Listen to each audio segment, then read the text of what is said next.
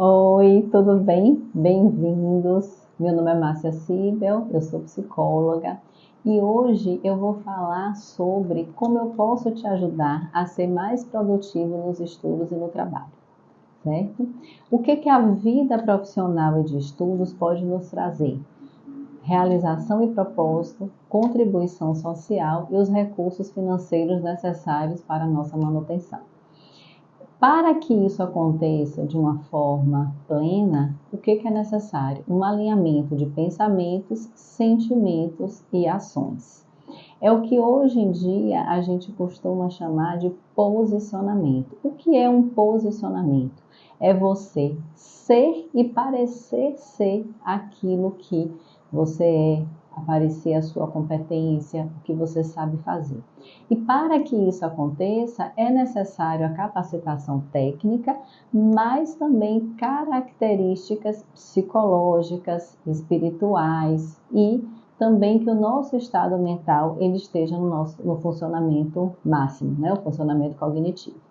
Então, como que a gente vai tratar da questão cognitiva? Né? O que é o básico para que a gente comece? Aí não é nem exatamente o trabalho e o estudo, mas quais são as condições a priori para que a gente tenha um bom desempenho? Primeiro, que o nosso estado de atenção, o nosso estado de consciência, ele esteja vigio, alerta, ou seja, que a gente esteja realmente acordado, né? Que as nossas ondas cerebrais estejam no funcionamento acordado. Para que isso aconteça, é necessário que a gente tenha um bom estado de sono, não esteja com fome e se sinta seguro, tá? Garantindo esses 3 estágios, a gente pode se concentrar no trabalho, ou seja, ter atenção, ter uma boa memória e ter o controle emocional. Esse é o básico que a gente precisa estar vendo, que seriam, digamos assim, os fatores higiênicos para que a coisa flua, né? Que a gente consiga se concentrar no estudo e no trabalho. Uma segunda questão é a condição psicológica e cognitiva.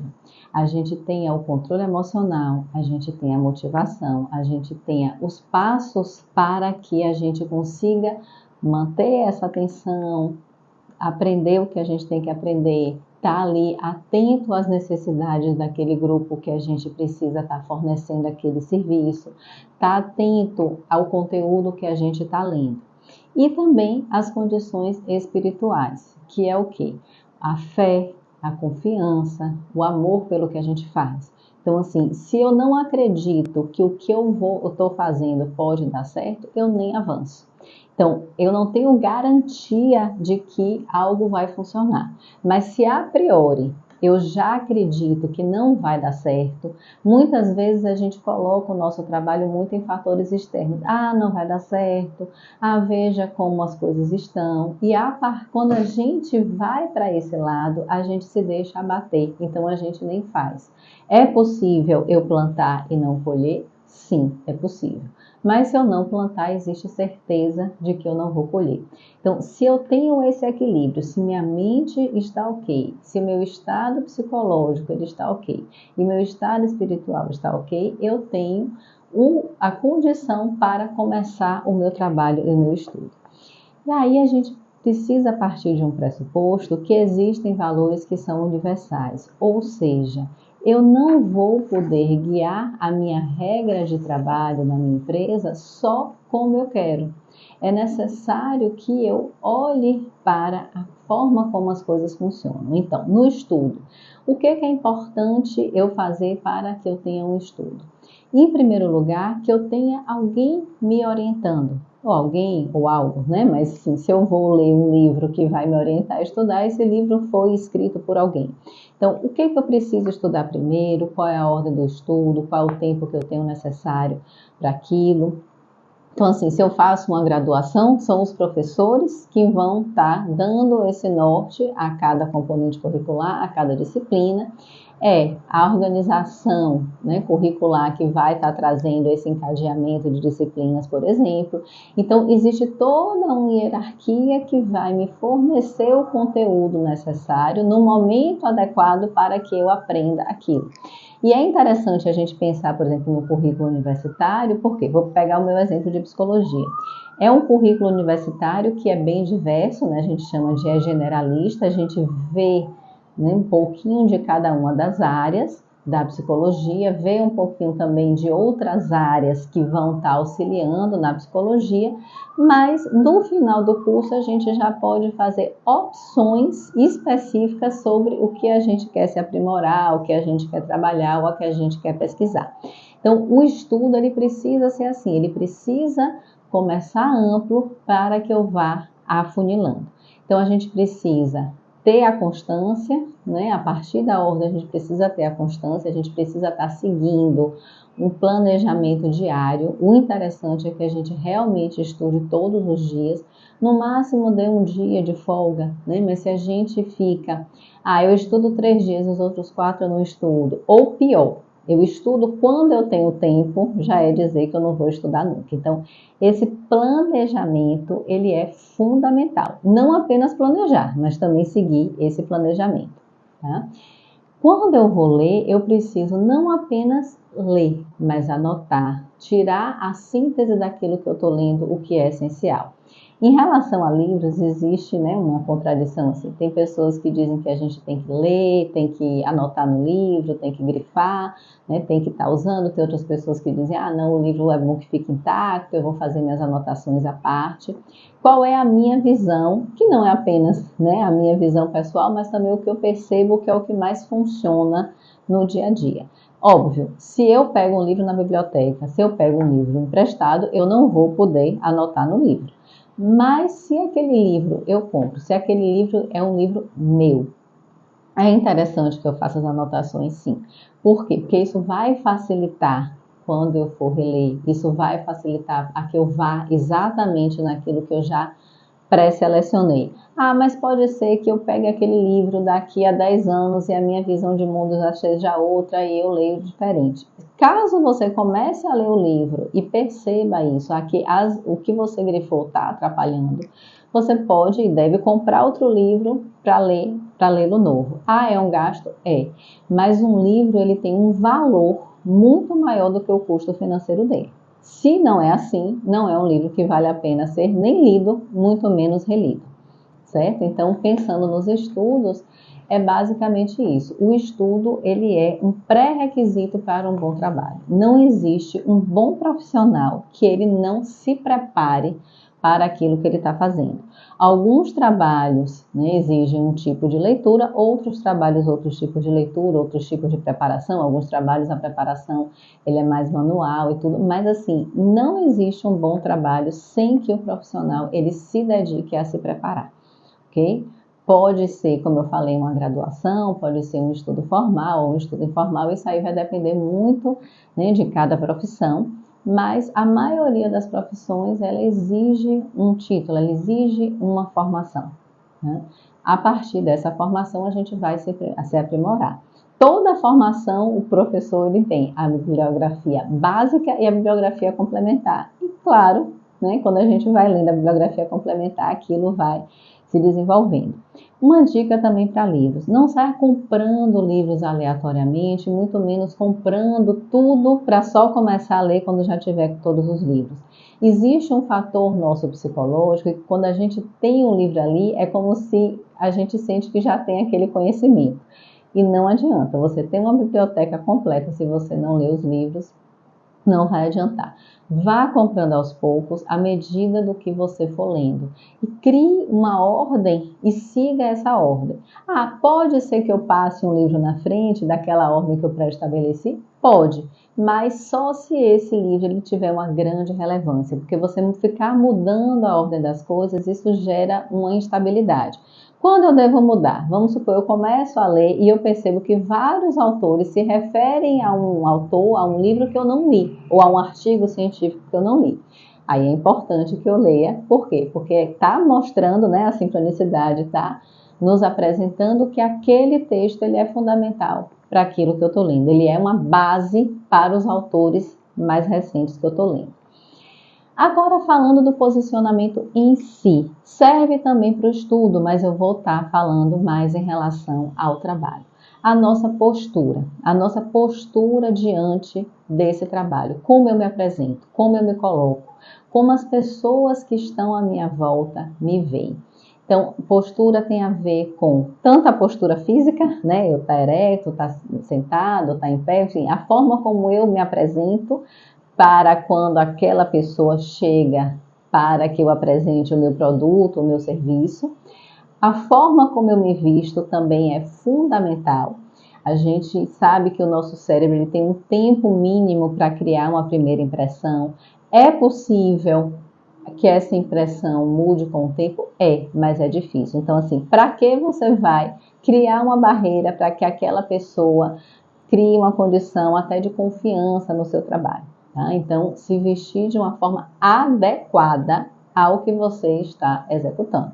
Né? Adequada é você ver o que eu vou fazer, qual é a melhor forma para eu estar ali fazendo. E aí, cada trabalho vai ter o seu formato. Pontualidade.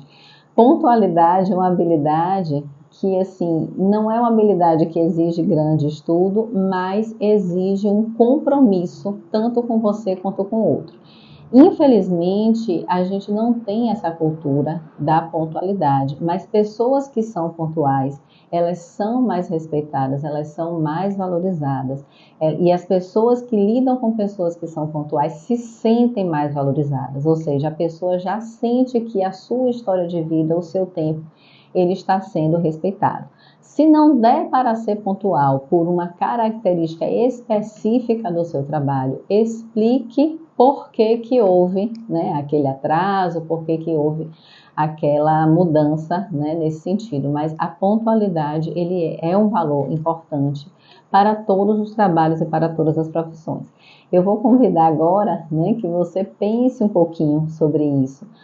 Na sua história de vida, as pessoas que não são pontuais, claro que a pontualidade, né, o tá no horário, mas também no sentido de, assim, assumir um compromisso, cumprir aquele compromisso.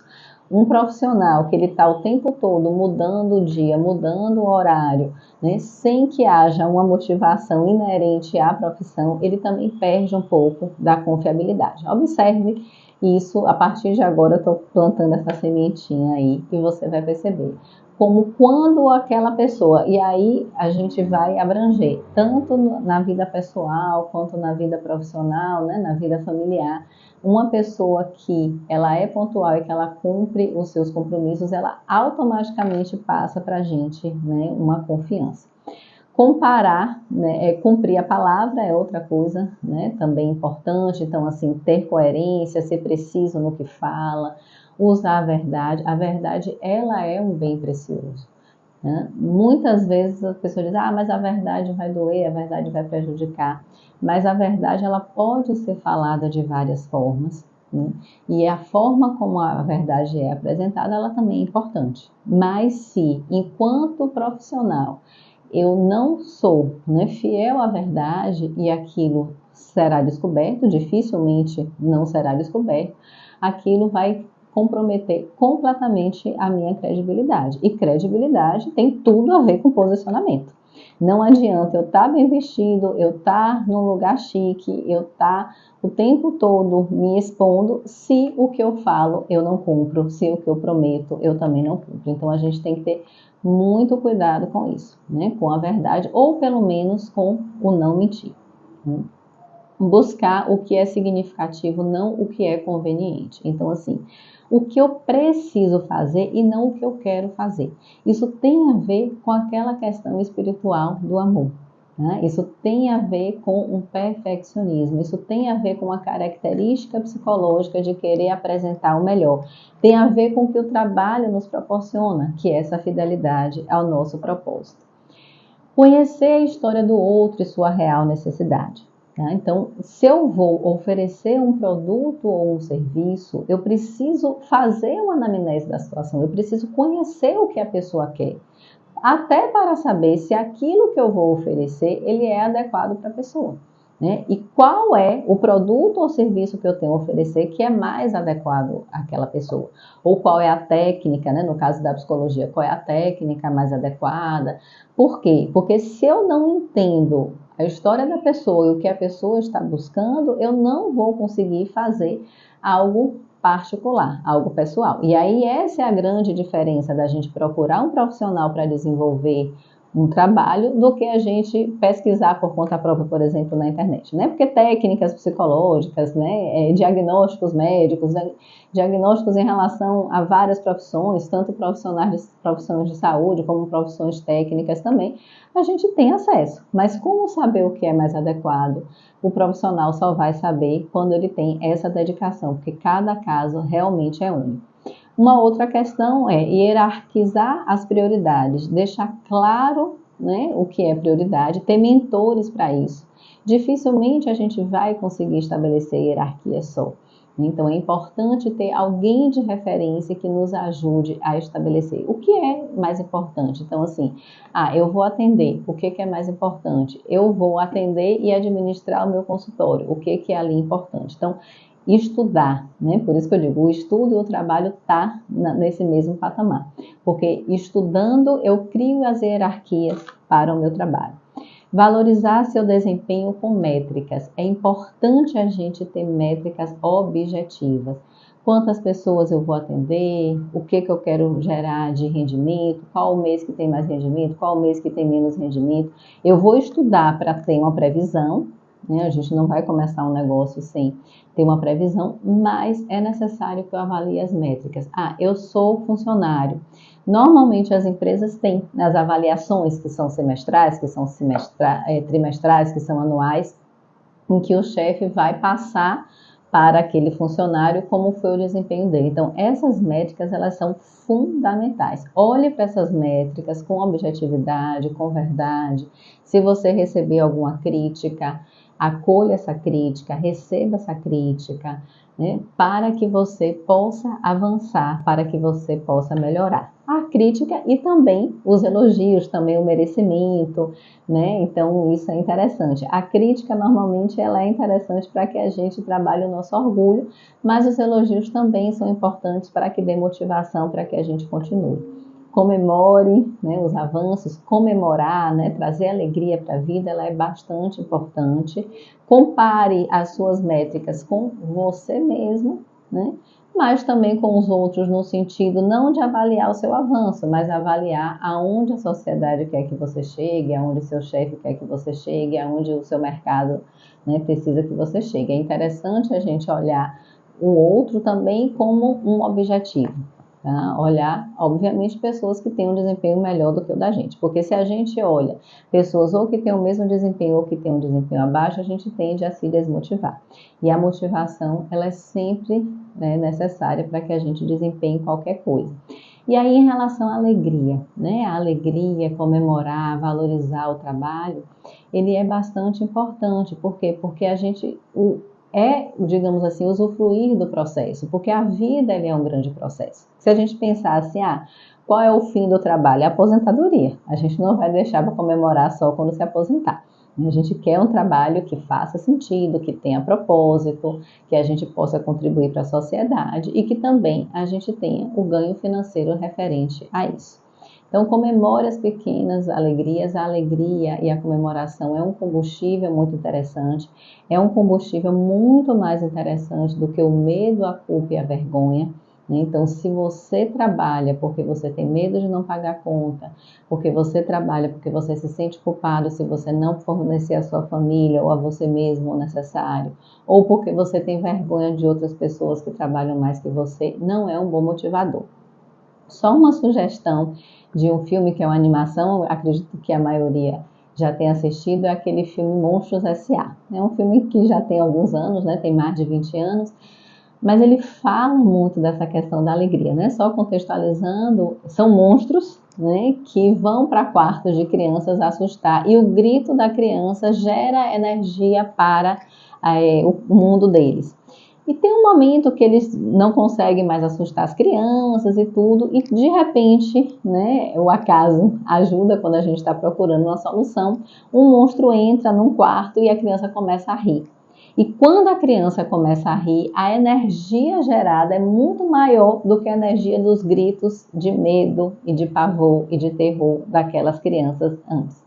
Então, existe uma mudança nessa empresa de, ao invés dos monstros entrarem para provocar o medo, eles entram para que as crianças sorriam, porque a alegria, ela gera muito mais energia do que o medo. Então, se conecte com isso e olhe para o seu trabalho com energia. O que esse trabalho vai proporcionar para mim e para o mundo? E não, eu vou trabalhar porque senão eu vou ser demitido, eu vou trabalhar porque senão eu não vou ter dinheiro, eu vou trabalhar, né? Esses três sentimentos de medo, culpa e vergonha são extremamente negativos. Quem quiser conhecer um pouco mais, né, sobre esses sentimentos do medo, culpa e vergonha, aquele livro que é um livro, né, muito discutido, que é o da comunicação não violenta, fala bastante sobre isso e de como o medo, a culpa e a vergonha são péssimos aliados, tanto para a comunicação, né, como para outros aspectos também da vida.